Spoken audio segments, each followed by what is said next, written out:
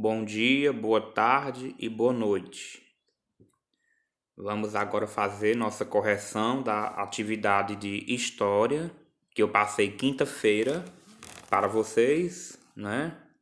Ainda sobre a colonização portuguesa na América, não é isso? Inicialmente foram veio essas três questões aí. Depois mais três, depois mais três. São 9 questões que eu estou recebendo até o dia de hoje. Aí quem vai fazer depois dessa correção deve mandar para não ficar faltando, mas a nota é um pouco menor, porque mandou depois da correção. Mas deve e tem que mandar, certo? Então, na primeira questão, eu estou aqui abaixo da resposta. E a pergunta está do meu lado. Qual era o objetivo da coroa portuguesa ao enviar a expedição de Pedro Álvares Cabral? Está aí em cima de mim a resposta. O objetivo da coroa era que Pedro Álvares Cabral fizesse uma nova expedição para o Oriente. Contudo, houve um desvio que o levou para a América do Sul. Então, como eu disse para vocês, ele não sabia, o Pedro Cabral, que ia chegar aqui. Ele queria ir para as Índias, atrás das especiarias, que era o auge do momento, certo?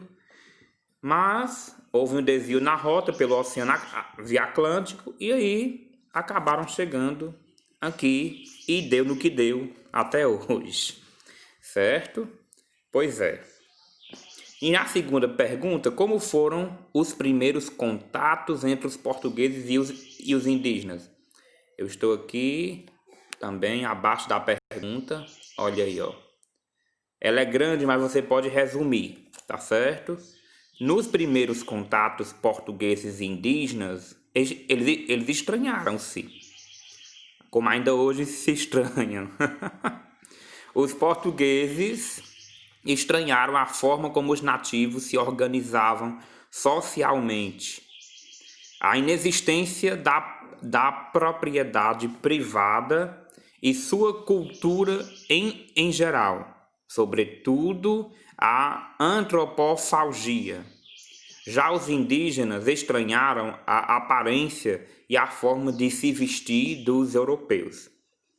Tá bom? Você vai pesquisar aí no dicionário e vai descobrir para mim o que é antropofagia. Antropofagia. Descubra aí o que é isso. Tá bom? Continuando. Pois é. E a terceira pergunta: por que milhares de indígenas morreram com a chegada dos portugueses? Estou em cima da resposta. Com a chegada dos portugueses, milhares de indígenas morreram porque não tinham imunidade às doenças que os europeus trouxeram, como a gripe, varíola, tuberculose, sarampo e a lepra. Ou seja, os índios, os nativos, que não tinham essas doenças que hoje nós temos. Aí tudo veio de fora, nas caravelas dos portugueses e dos europeus. Aí eles foram adquirindo. Aí o corpo deles, a imunidade, era baixa para essas doenças. E aí eles foram morrendo. Além da fome, da escravidão, que eles foram sujeitados. E ainda hoje nós temos o coronavírus que veio de fora e outras coisas que vão vir ainda, infelizmente, né? Se a gente não aprender a respeitar a natureza, né? Mas é isto, né? Vamos agora para a quarta questão, que foi lá na outra página, e diz assim: identifique o impacto da ausência de Estado nas sociedades indígenas na colonização portuguesa. Estou aqui abaixo da resposta. A ausência de Estado nas sociedades indígenas foi vista pelos portugueses como um atraso e, por isso, justificada como um motivo para civilizar os nativos por meio da cristianização da implantação da organização política europeia aqui na colônia. Então, para os portugueses, assim como os negros, os nativos, os índios, eles não tinham cultura, não tinham alma. Eles eram tipo assim, um animal, um cachorrinho que precisava ser domesticado. Era essa a mentalidade deles. Uma coisa muito errada, lógico. Então essa coisa de preconceito, ainda hoje nós temos. Começou aí no país e ainda hoje nós temos, infelizmente. E a quinta pergunta, estou aqui em cima dela, a quinta resposta: como a rivalidade entre os povos indígenas foi utilizada pelos portugueses para realizar a colonização? Os portugueses utilizaram a rivalidade e a tradição de guerras entre os indígenas em benefício próprio, visto que se aproveitavam dos conflitos para eliminar ou expulsar os grupos que apresentavam maior resistência à presença lusitana no território. Tá bom? Então eles tinham armas, os índios só tinham flechas, então os índios estavam em desvantagem. E aí começou as guerras, as escravidões que hoje nós temos. A sexta questão: de que forma era feita a extração de pau-brasil no período colonial? Estou aqui em cima da resposta. A extração de pau-brasil era feita à base de escambo.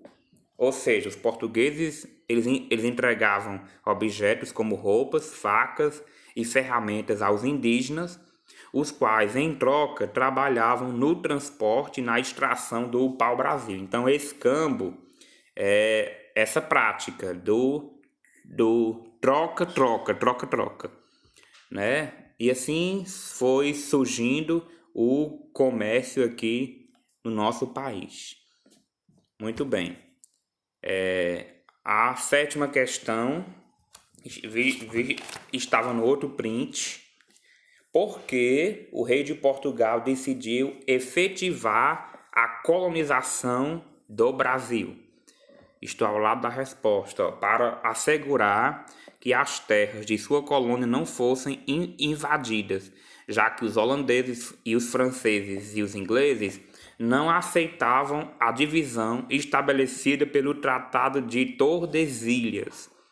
O que foi o Tratado de Tordesilhas? Foi aquele acordo em que algumas colônias, como a Espanha, que vieram para a América, assinaram para que nenhuma assim pegasse o território da outra. Entendeu? É tipo assim, se você e mais de duas pessoas chegassem aqui na minha casa, fizessem um acordo para cada uma pegar um cômodo da casa. Mas aí houveram reinos europeus que não aceitavam isso. E aí houveram guerras e tudo mais. Então, aí o Portugal, para garantir a soberania do nosso país, ou seja, para eles não perder o que eles tinham achado, fizeram aí essa divisão de terras. Tá certo? Aqui Portugal não, Recife, Pernambuco, tem a cara da Holanda. É uma Holanda brasileira. Por quê? Porque eles foram colonizados mais pelos holandeses. E assim por diante. Pois é, vamos lá. A oitava questão: o que foram as capitanias hereditárias e quais foram seus resultados?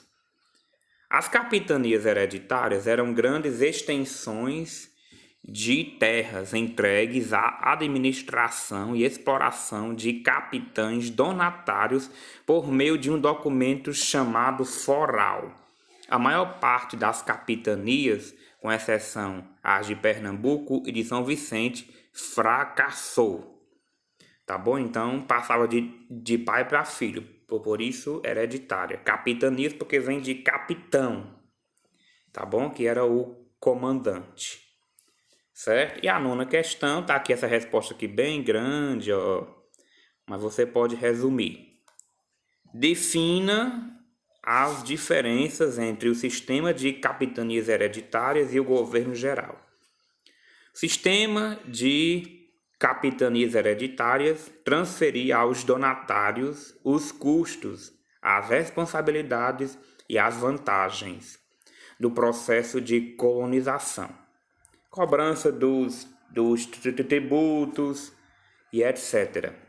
Doação de seis-marias, tá bom? Aí tinha o capitão donatário, não estava subordinado a uma autoridade superior. Ele só devia prestar contas para o rei. É tipo hoje como tem o presidente da república, entendeu? Que o governador, ele não... Viu que o presidente da república não deve obediência ao seu governador. Ele tem que respeitar. Entendeu? Mas hoje em dia tem, né? O presidente da república antigamente era esse grande capitão donatário, governador geral, né? Que o rei mandava para fiscalizar todo o império que ele tinha aqui, né? Toda a colônia. E aí cada lugar, cada capitania tinha o seu capitão. Então assim foi que o país foi se organizando naquele tempo, por mais de 300 anos, quase 400 anos, o nosso país foi assim, desse jeito. Até 7 de setembro de 1822, quando o Brasil ficou, entre aspas, independente. Tá bom? Então resolvam aí o de vocês. Quem errou, apague e faça certo. Quem não fez, faça, mande, mas a nota é um pouco menor, porque mandou fora do prazo. Tá bom? Vamos à luta e não vamos acumular atividade, porque senão vai ser ruim para você. Tá bom? Cumpra o seu papel, que eu estou cumprindo o meu. Um abraço e fiquem com Deus.